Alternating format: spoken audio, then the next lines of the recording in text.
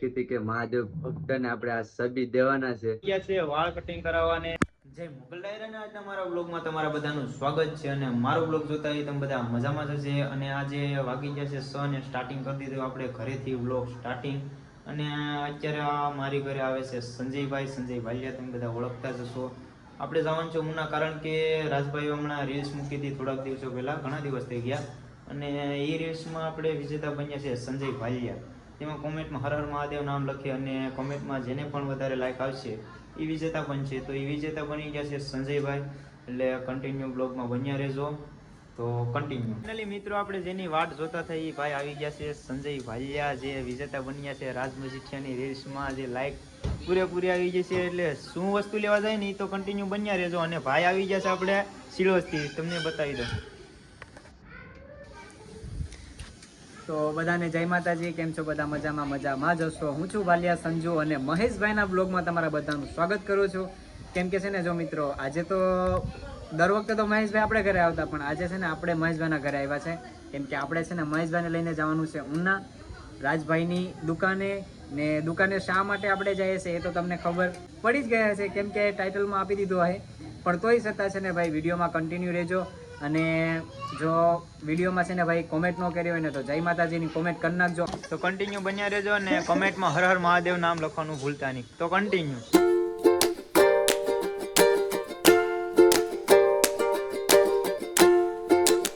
માતાજી, જય માં મોગલ. આપણે પહોંચી ગયા છે ઉના રાજભાઈના દુકાને. અને રાજભાઈની દુકાન તમે પહેલા જોઈ લો ને પછી તમને રાજભાઈ સાથે મુલાકાત કરાવું.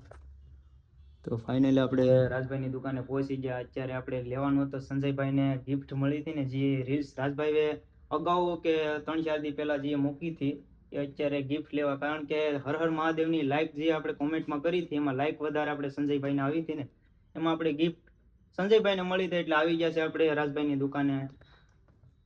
હર હર મહાદેવ મિત્રો. તો કેમ છો બધા? મજામાં જ હશો. તો છે ને અત્યારે ફાઇનલી છે ને આપણે રાજભાઈની દુકાને પહોંચી ગયા. મહાદેવ તો આપણે ભાઈ આ મહાદેવની સભી આપણે રાખી હતી કે મહાદેવ ભક્તને આપણે આ સબી દેવાના છે. તો સંજુભાઈ આવી ગયા છે. ભાઈ સંજુભાઈ વિનર હતા, મહાદેવના ભક્ત પણ છે. અને ભવિષ્યમાં પણ બીજી યાત્રા કરશે તો આ મહાદેવની સબી લઈને કરશે ને મોટા મોટા મંદિરોના દર્શન પણ કરશે ને મહાદેવની સેવા પણ કરશે. એટલે આપણે આ સભી આપણે સંધુભાઈને જ દેવાના છે. તો ફાઇનલી છે ને મિત્રો, જો આપણે મહાદેવની મૂર્તિ છબી તો આપણી પાસે આવી ગઈ છે મિત્રો, બરોબર.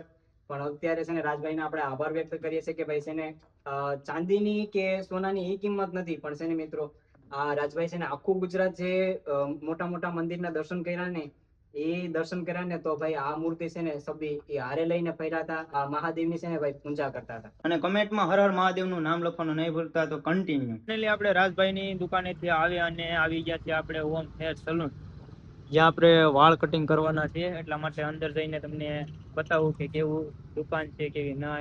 દુકાનનો લુક તો કઈ ઘટે નહીં મારો ભાઈ. તમે પણ આવો તો હેર સલૂનમાં આવી જજો.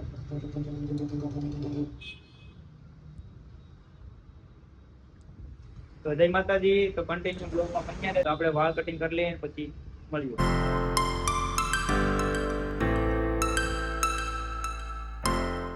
તો ફાઇનલી આપણે ઘરે પહોંચી ગયા ને સંજયભાઈ આપણે ઘરે આવ્યા છે મેલવા, કારણ કે હવે સાંજ બહુ પડી ગઈ છે, જમવાનું બાકી છે. તો સંજયભાઈને બતાવી દો. તો છે ને મિત્રો, જો તમે અમારી છબી જોઈએ જ હશે મહાદેવની, કેમ કે છે ને ભાઈ અમને ગિફ્ટમાં આપી છે રાજભાઈએ. તો છે ને મિત્રો, જો છબી તમને સારી લાગી હોય ને તો કોમેન્ટમાં હર હર મહાદેવ લખી નાખજો. હર હર મહાદેવ. કન્ટિન્યુ. ઘરે જઈને પછી એન્ડ કરીએ આપણે બ્લોગ. ફાઇનલી પહોંચી ગયો છે ઘરે અને સંજયભાઈને અલવિદા કહીને ઘરે આવી ગયો તો. અને નાઈ ધોઈને ફ્રેશ થઈ ગયો અને જમી પણ લીધું છે. તો મારો બ્લોગ અહીંયા સુધી છે, અહીંયા એન્ડ કરું છું. તો મારો વિડીયો સારો લાગ્યો હોય ને તો લાઈક, કમેન્ટ અને શેર કરતા રહેજો. અને યુટ્યુબ ચેનલમાં સબસ્ક્રાઇબ કરવાનું ભૂલતા નહીં. જય શ્રી રામ.